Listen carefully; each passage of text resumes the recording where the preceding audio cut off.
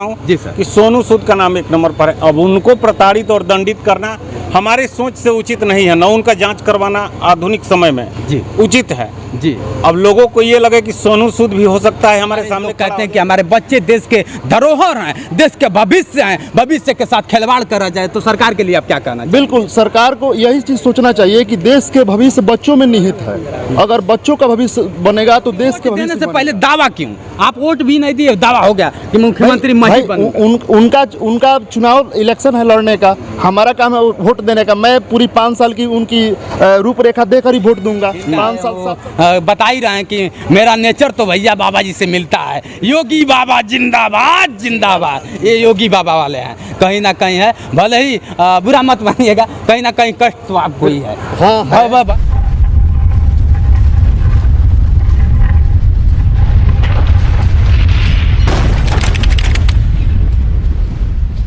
शहीदों का देश लोग कहते हैं, वीरों का धरती, शहीदों का देश, बागी बलिया उत्तर प्रदेश। यही वो बागी बलिया है जिस बलिया को भारत में सबसे पहले आज़ाद कर दिया गया। दोस्तों मैं बताता चलूं, इस वक्त हूं मैं बलिया में, और बलिया का ये एक ऐसा धरोहर धरती है जिसमें छात्र संघ सेवा संस्थान चलता है, जिसमें गरीब असहायों की सेवा की जाती है।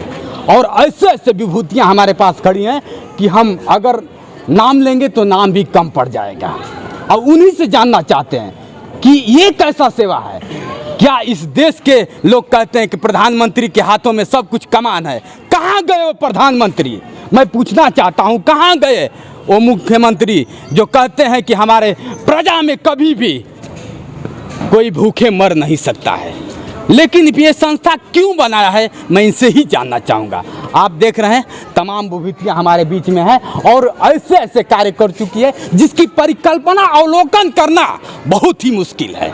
अगर हम अवलोकन करें तो शब्द कम पड़ जाएंगे। अब देख लीजिए हमारे बीच में है इस संस्था के संस्थापक हैं, मैं उनसे जानना चाहूँगा। सर पहले तो आपका स्वागत है मेरे यूट्यूब चैनल जोश एक्सप्रेस में। जी बहुत बहुत धन्यवाद जी।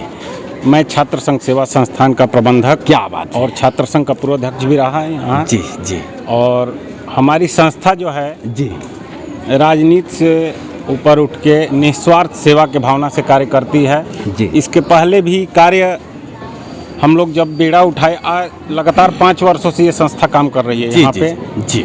गर्मी के दिनों में प्याऊ की व्यवस्था, जाड़े में हम लोग अलाव जलाते हैं, यथाशक्ति सेवा जी। जितना शक्ति है हमारे संगठन में जी, हम सबसे सुविधा और सबसे सहयोग लेते हैं। हमारे संगठन के सारे ये लोग सहयोगी हैं, विशाल गिरी जी हैं, मनु है, इधर अभिषेक सिंह जी हैं, शैलेश है जी जी जी, हमारे बहुत ही हैंड है ये लोग, बहुत मदद करते हैं जी। और हर क्षेत्र में, सेवा के क्षेत्र में, शिक्षा के क्षेत्र में हम लोग कार्य करते हैं। मन में बहुत जज्बा है करने का जी। जितना शक्ति अभी कर रहे हैं, पूरा उद्देश्य बहुत बड़ा है, लक्ष्य बहुत बड़ा है। उसी तारतम्य में एक सीढ़ी की तरह हम लोग चढ़ने के प्रयास में है आज। जी जी। और जो भी गरीब, असहाय, रोड के किनारे सोया हुआ, विक्षिप्त, दिव्यांग, जी जी, जो भी मिलता है हम लोगों से यथाशक्ति सहयोग। ये कोरोना काल में जो कार्य ये संस्था, कहीं भी आप पता कर लीजिएगा, ये रोड पर कहीं हमारी संस्था जो काम की है, अपने जान पर खेल के, जब सारे लोग बंद थे कोरोना के डर से कि हमारी जान चली जाएगी, उस समय हमारी संस्था जी खुलेआम सड़कों पर यहाँ के थानाध्यक्ष महोदय से आदेश लेकर और सड़क के किनारे सो रहे विक्षिप्त लोग जो सड़कों पर जीते हैं, दुकानदारों से मांग के जीवन यापन करते हैं। मैंने देखा एक दिन मोटरसाइकिल से सुरेमनपुर से बैरिया जा रहा था जी जी, तो मैंने देखा कि भाई विक्षिप्त लोग हैं, इन लोगों की कौन व्यवस्था कर रहा होगा, अभी तो सब लोग का शटर बंद है जी। तो मेरे दिमाग में ये बात आई, यहाँ के जो सीओ है जी, एसओ महोदय है, दोनों लोगों से जाके संपर्क किया, कहा कि सर मैं अपनी संस्था के माध्यम से ये कार्य कर सकता हूँ। विक्षिप्त लोग सड़क के किनारे सो रहे हैं, उनकी व्यवस्था करना चाहता हूँ अपने माध्यम से, कि भोजन व्यवस्था मैं इन लोग का संभाल लूँगा। जी। बैरिया से सुरेमनपुर स्टेशन तक हमारी जिम्मेदारी होगी। सर को बहुत अच्छा लगा, वो कहे कि हाँ हाँ बहुत बढ़िया काम है, ये लोग आपको। लोग नाम दे दिए पलायन। भैया पलायन क्यों?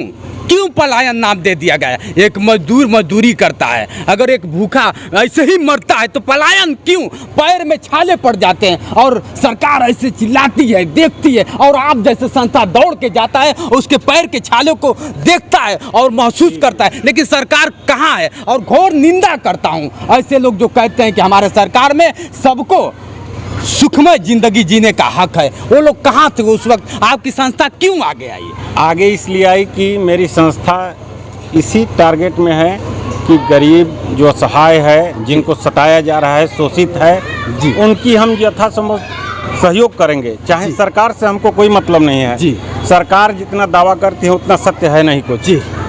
सत्यता इसमें नहीं है। कहीं से भी मैं इसका दावा कर सकता हूँ, सिद्ध भी कर सकता हूँ। अरे सरकार ने जो यहाँ पर समस्या पैदा की है बेरोजगारी की, आज पैर में छाले पड़ने का कारण, आखिर मजदूरों के पैर में ही छाले क्यों पड़ते हैं? जो अमीर लोग हैं पहले से धनपशु है, धन इकट्ठा करके, आज मजदूरों के मजदूरी से ही कटौती करके एक ठेकेदार लग्जरी गाड़ी में चलता है, महल बनाता है, लेकिन मजदूरों के बारे में सोचने वाला कहीं नहीं है। कहीं ना कहीं आप जैसे लोगों पे सीबीआई जांच भी करा दी जाती है। आप देखे होंगे इसी भारत में, जब सभी लोग, आप जानते हैं अंतर्राष्ट्रीय लेवल से लेके पूरे भारत में, मैं बता दूं सर कि जब हुआ था तो सोनू सूद आगे आए थे। आज उन पे जांच हो रहा है, तो क्या लगता है कि आप पे भी कल जांच होगा? ये तो बिल्कुल गलत है और मन में कभी कभी ये आता है हमारे अंदर भी। आखिर क्यों? जीवन में आखिर क्यों? आप अगर हमको खिलाते हैं, भूखे को खिलाते हैं, तो आप पे जांच क्यों? ऐसा क्यों? जांच अब तो ये सरकार की सोच है कि ऐसे लोगों पर जांच क्यों करवा रही है जो कि कोरोना काल में सोनू सूद का नाम अंतर्राष्ट्रीय लेवल पर लेता जा रहा है, और सब मदद करते रहे, वो बाहर आए और सबकी आज भी मदद करते हैं वीडियो के माध्यम से, चाहे किसी माध्यम से। मैं देखता हूँ कि सोनू सूद का नाम 1 नंबर पर है। अब उनको प्रताड़ित और दंडित करना हमारी सोच से उचित नहीं है, न उनका जांच करवाना आधुनिक समय में उचित है। अब लोगों को ये लगे कि सोनू सूद भी हो सकता है हमारे सामने खड़ा हो जाए भविष्य में, कहीं डर ये न सताए। जैसे केजरीवाल अचानक आए और वह दिल्ली से सत्ता से हटा दिए, ये भय होता है। केजरीवाल जी एक आम आदमी, सड़क पर आए, अन्ना हजारे के आंदोलन में भाग लिए और दिल्ली की जनता ने उनको सर आंखों बैठा लिया और दिल्ली के मुख्यमंत्री लगातार 2 बार। कहीं सोनू सूद से ये भी डर हो सकता है कि जांच करवा दे, यहीं फंसाएं इनको। आप कहते हैं सर कि मैंने सेवा किया, आपने तो कह दिया, चाहे दान देना चाहिए, 1 रुपया का आप दान दीजिए, चाहे 1 लाख का दान दीजिए, दान तो दान होता है। आपने सेवा किया और सेवा पे हस्तक्षेप होने लगा, तो उसमें आप क्या करेंगे? नहीं, ऐसा हस्तक्षेप हुआ था, मेरे साथ भी हुआ छोटे स्तर पर, मैं बता दे रहा हूँ। उस समय का तत्कालीन यहाँ पर SDM महोदय जब हम लोग सेवा कर रहे थे तो इतना अभद्र वाणी नहीं होना चाहिए एक अधिकारी का। मैं इसका शिकायत भी किया और यहाँ पे 2-4 लोगों से कहा भी कि ये वीडियो, ये SDM महोदय की ये सोच तो भाई बहुत गलत है। वो कहे कि आप लोग सेवा नहीं कर रहे हैं, ये जैसे अपने को हाईलाइट करने के लिए कार्यक्रम कर रहे हैं। तो ये हमको बड़ी दुख हुआ अंत में कि हाईलाइट करने का, ये कोरोना काल में ये गरीबों का ही सेवा है, और भी कार्यक्रम है, मैं ऐड दे सकता हूँ उतना पैसा में। मैं कहा कि अखबार में या मीडिया चैनलों पर मैं 2000-4000 खर्च करके फोटो अपना छपवा सकता हूँ, हमको लोग जान जाएंगे संतोष। लेकिन सेवा भावना जो हमारे अंदर है वो बनावटी नहीं है, वो जेनेटिक आती है, तो आपके ब्लड में होता है ये। कोई चाह के भी नहीं कर सकता है, जिसके अंदर ये आएगा कल्पना, संवेदनशील व्यक्ति के यहाँ ये सब होता है। ये नहीं है कि अचानक किसी में आ जाएगा और वो सेवा करने लगेगा, और अचानक जो सेवा करता है उसका कहीं ना कहीं से मन में खोट होगा।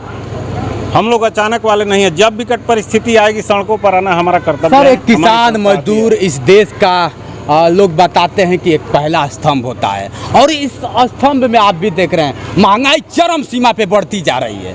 और इसी बीजेपी के अध्यक्ष हैं अब दिल्ली में, जिस दिल्ली की आप बात करें, मनोज तिवारी जी, उन्होंने कह दिया कि जो वैक्सीन लगाया जा रहा है, फ्री में लगाया जो जा रहा है, तो वो सीलू तो करना ही पड़ेगा। क्या जान की कीमत पेट्रोल से है? इसमें क्या कहेंगे? ना, ये तो मैं बिल्कुल सहमत नहीं हूँ। आप देखे होंगे कि फ्री में आज जो सिस्टम चल रहा है उसका खुलेआम मैं अपने संस्था के माध्यम से, यहाँ के लोगों के माध्यम से खुलेआम विरोध करता हूँ इस चीज़ का। जो सिस्टम ये लागू किए हैं, किसानों को जान लेने पर उतारू है ये सरकार।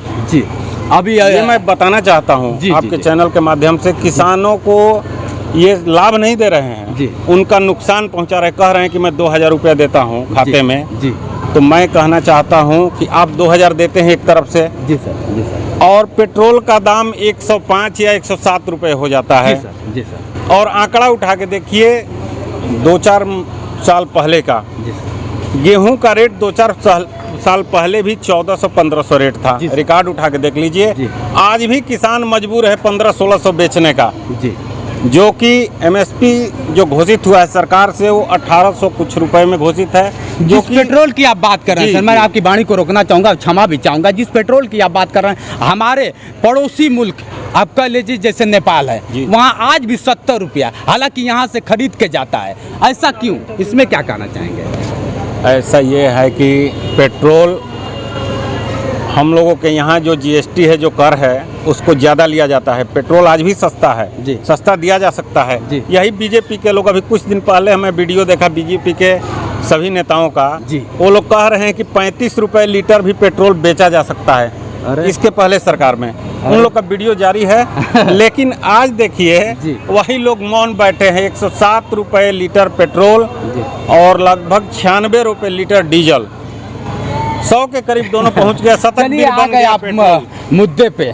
अब भैया चुनाव आ गया, कह दिए कि मोदी जी आ गए। अब कोई आएगा कहेगा कि आ गए योगी बाबा जिंदाबाद, जिंदाबाद का नारा लगेगा। आप इसमें इस बार किसको मुख्यमंत्री के रूप में देखना चाहते हैं? अभी माहौल चुनावी है, किसको देखना चाहते हैं? गर्मा गर्मी है एकदम। मैं अभी कंपटीशन जो चल रहा है, मैं सभी पार्टियों का जो इसी में जी, पार्टी कोई अच्छी नहीं है हमारे सोच से। अरे चाहे सपा हो या बसपा हो या भाजपा हो, सब पार्टियां सभी शोषण लोग कर रही है कह जनता देते का। हैं, दावे के साथ कहते हैं कि अगला मुख्यमंत्री मैं बनूंगा। ये कैसे हो सकता है? ये कैसे ये हो सकता दावा है? बिल्कुल गलत है। जनता के मन में क्या चल रहा है ये हम कैसे बता क्या सकते सर, हैं? क्या लगता है आपको, कौन होगा इस बार मुख्यमंत्री? अभी तो जनता सर्वे करना पड़ेगा ना कि शुभ नाम क्या होगा आपका? अभिषेक सिंह। अभिषेक सिंह जी। कौन होगा इस बार मुख्यमंत्री? अब बबुआ जनता बुआ या फिर बाबा जी? बबुआ बुआ का तो सवाल ही नहीं यहाँ पर। बाबा के भक्त हैं। भक्त नहीं हम किसी के, फिर विचारधारा मिलता है उनसे थोड़ा सा। आखिर क्यों इसीलिए। ये सर कह रहे हैं कि आपके सामने ही कह रहे हैं कि कहीं ना कहीं बड़ा गलत हुआ है, बीजेपी गलत करे, आप विचारधारा आपसे मिलती है। आप कैसे होगा सर? बीजेपी गलत है। हम क्या होगा सर? नौकरी नहीं दे रही है बीजेपी, ला यही सर कह रहे हैं व्यवस्था तो कि कुछ चरम ठीक है। सीमा पे बेरोजगारी। मुद्दा क्या होता है? मुद्दा किसे आप मानते हैं? मुद्दा किसे मानते हैं? मुद्दा लड़कों का भविष्य है, बेरोजगारी। हाँ? बेरोजगारी मेन मुद्दा है। तो फिर क्या कभी बेरोजगारी बेरोजगारी पे किए हैं, चर्चा किए हैं? हम चर्चा नहीं किए हैं, हाँ? मगर बेरोजगारी पे ये सरकार क्यों फेल आप है। क्यों नहीं किए? भारत कहता है कि भारत मेरा संविधान से चलता है, जितना एक आम का अधिकार है उतना ही पूरे यहाँ का प्राइम मिनिस्टर को उतना ही अधिकार है। आपने कभी कहा? नहीं कहा हूँ। क्यों आप भविष्य के साथ क्यों खिलवाड़ करना चाहते हैं? सर आप बताएं, ये नहीं बताएंगे। शुभ नाम क्या होगा? मेरा नाम शुभ नाम शैलेश कुमार सिंह। जी सर, आपका बहुत मैंने देखा है, शैलेश जी हैं, साहित्यकार भी हैं, एक अच्छे टीचर भी हैं। इनके साथ मैं एक अलग वीडियो करूंगा, आप देखेंगे। लेकिन फिलहाल में आ गए हैं लोगों की भीड़ में। जब भीड़ में हो जाता है ना, किसी ने सही कहा कि भीड़ में अब भेड़िया सबको देखना पड़ता है, तो सर को भी देखना मैं क्षमा चाहूँगा। सर बताएं, चुनावी को किस नज़र से आप देखना चाहते हैं? देखिए, चुनाव में वही मुख्यमंत्री होना चाहिए जो शिक्षा के क्षेत्र में कार्य किया हो, जो बच्चों के लिए कार्य किया हो, जो रोजगार के क्षेत्र में कार्य किया हो। क्या योगी बाबा नहीं कर पाए? देखिए, ये कहना भी मुश्किल है। उनके राज्य में सबसे कम रोजगार निकले हैं, जी। और जो अभी रोजगार निकले हैं वो अभी फंसे हुए हैं। 5 साल बेमिसाल, इसमें क्या कहें? देखिए, टीवी पर कहना और धरातल पर उतारना दोनों अलग अलग बातें होती हैं। मीडिया में आकर कुछ कह देना और आके धरातल पर देखना, कहीं ना कहीं इनका कार्य आप देखते हैं सर कि दिखाते हैं कि मेरा कार्य पूरा सफल हो गया है। हमें तो नहीं लगता है कि मतलब धरातल पे इनकी कार्य सिर्फ डाटा में होता है, डाटा में सेव हो जाता है कि कार्य हो बिल्कुल गया। बिल्कुल ऐसा ही है कुछ। जब 2012 की भर्तियां फंसी हुई हैं, 2017 की भर्तियां फंसी हुई हैं। अभी ग्रुप डी चल रहा है सर, ग्रुप डी में 1.25 करोड़ लोग हैं सर, उसमें क्या कहना चाहेंगे आप? कौन दोषी है इसका? कौन दोषी है? बिल्कुल, ये आदरणीय मोदी जी को सोचना चाहिए कि देश के भविष्य देश के युवा जी हैं, सर। और उनके रोजगार। हम भारत माता की जय तभी बोल सकते हैं जब हमारे पेट में अन्न रहे। जी। अगर पेट में अन्न नहीं रहेगा तो फिर आवाज कैसे निकलेगी? अन्न के लिए रोजगार चाहिए। देश के युवाओं का भविष्य। राम राज्य आ गया है, आप कह रहे हैं कि भारत माता राम राज्य आ गया है, इसमें क्या कहेंगे? बिल्कुल, मैं वही फैक्ट वहाँ पे भी लागू करना चाहूंगा। जब तक हमारे पेट में अनाज नहीं रहेगा, जब तक हमारे पेट में अन्न नहीं रहेगा, तब तक हमारे मुंह से आवाज ही नहीं निकलेगी। तो उस अन्न के लिए देश के युवाओं के रोजगार के बारे में सोचना देश के सत्ताधीशों का काम है। अरे मोदी जी बार बार कहे कि मैं काला धन ला दूंगा, एक बार नहीं, आप भी जानते हैं कि एक बार जाने में कितना खर्च लगता है। अगर वो खर्च हमारे गरीबों में, हमारे बच्चों में अगर दे दिया जाता तो क्या लगता है आपको? कुछ बदलाव बिल्कुल बिल्कुल बदलाव होता। आपको क्या लगता है कि काला धंधा आ गया है? जी नहीं, बिल्कुल। आज बदलाव के बारे में शिक्षा के क्षेत्र में अगर कार्य हो जाए तो हर गांव से लड़के अच्छे मतलब पद पर जाएंगे, गांव से जाएंगे, क्योंकि गांव के सरकारी स्कूलों में शिक्षा का महत्व अगर सरकार ध्यान दे तो देश के गांव से मतलब हम गाँव का देश है हमारा जी। गांव से बच्चे आगे बढ़ेंगे। अब बताते हैं सर, यही गांव है जहां की जाने के लिए रास्ता नहीं है और बच्चे इसी गांव से निकल के IAS PCS और एक उच्च श्रेणी के लेवल के अधिकारी भी बनते हैं और सिपाही भी बनते हैं। बिल्कुल। देखिए माननीय नीलोत्पल मृणाल एक उपन्यासकार हैं, उन्होंने अपने उपन्यास डार्क हाउस में लिखा है कि गाँव का होना और गाँव में होना। कोई व्यक्ति जाके दिल्ली में तैयारी करेगा IAS का और कोई व्यक्ति अपने गाँव में रह के तैयारी करेगा IAS का, वो व्यक्ति समझता होगा कि गांव में रह के IAS बनना कितना मुश्किल है।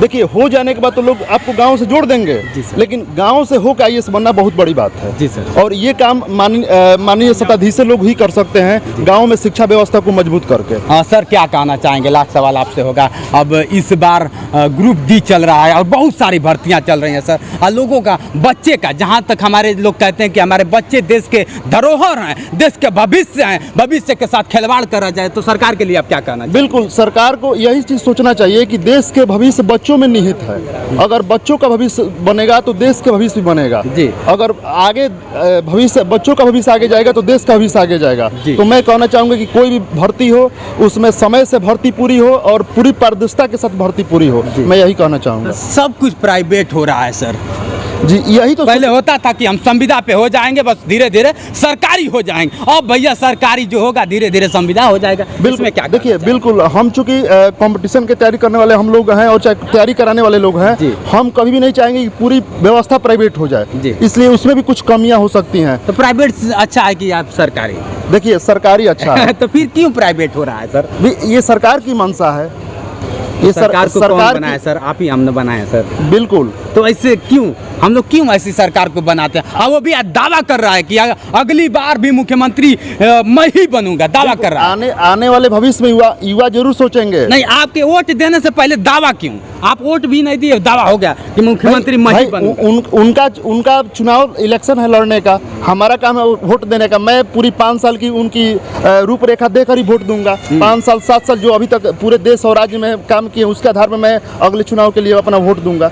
चलिए भैया, सर से फिर मुलाकात होगी, चर्चा होगी। अब बाकी लोग जुड़े हुए हैं, भैया का देख लिए, इनका बता ही रहे हैं कि मेरा नेचर तो भैया बाबा जी से मिलता है। योगी बाबा जिंदाबाद जिंदाबाद, ये योगी बाबा वाले हैं। कहीं ना कहीं है, भले ही बुरा मत मानिएगा, कहीं ना कहीं कष्ट तो आपको ही है। हाँ, भले ही बयान नहीं कर मामले में है, रोजगार के मामले में है, मगर बाकी सब ठीक है। आपके भी घर में बच्चे होंगे सर? एकदम बिल्कुल, हम खुद तैयारी करते हैं। क्या सर गलत कर रहे हैं? चुनावी चर्चा आ गया है, चुनावी बिगुल बज गया है, बबुआ आएंगे कि बुआ?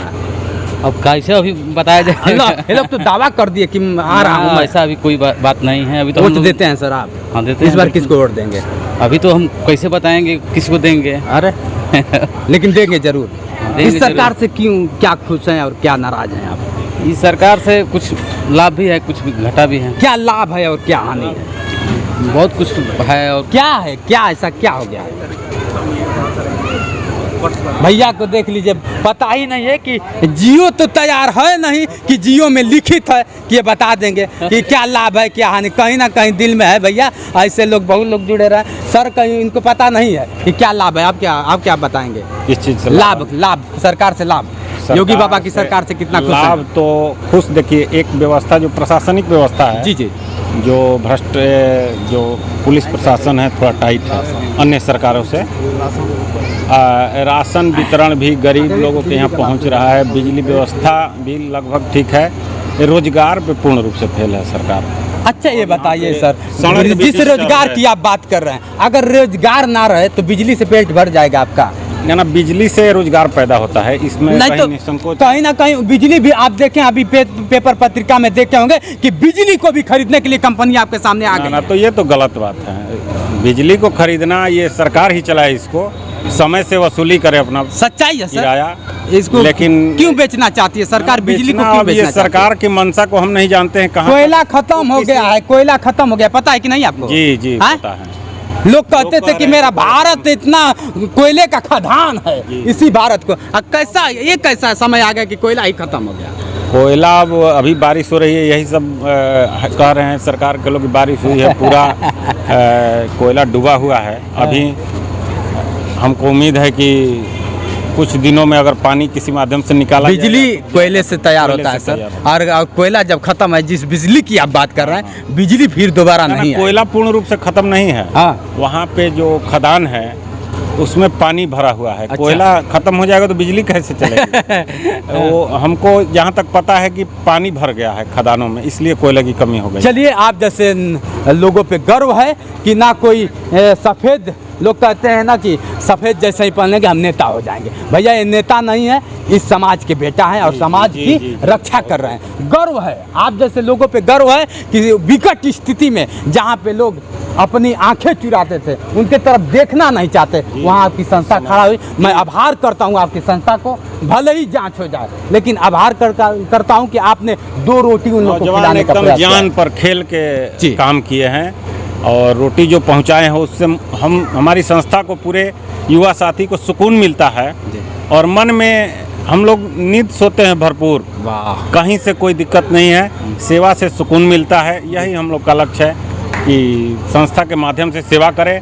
इसमें बहुत इच्छा नहीं है कि बहुत बड़ा आदमी हो जाए, हम पैसा कमा लें, ये कोई उद्देश्य नहीं है। सेवा से बस सुकून सही मिलता बात है, इसीलिए सेवा लोग कह देते हैं। बहुत बहुत धन्यवाद सर जो आपने समय दिया। ऐसे लोगों से फिर आपको रूबरू कराता रहूँगा। और मैं बता दूं कि हूँ बलिया में, और बलिया में यह है श्रेया, पहले से एक मित्र हैं हमारे सोनू चौबे जी, उन्हीं के सिस्टर का वो था। मैं चला आया यहाँ से, मैं बिहार आ रहा हूँ। आप लोग ने पूछा कि भैया बिहार कब आ रहे हैं? जितेंद्र फिर बिहार आ रहा है। बिहार से बहुत प्यार मिला है। और आज के लिए बस इतना ही। बने रहिए हमारे वीडियो के साथ। मैं हूँ जितेंद्र दिव्यांग और आप देख रहे हैं मेरा यूट्यूब चैनल जोश एक्सप्रेस। नमस्कार दोस्तों।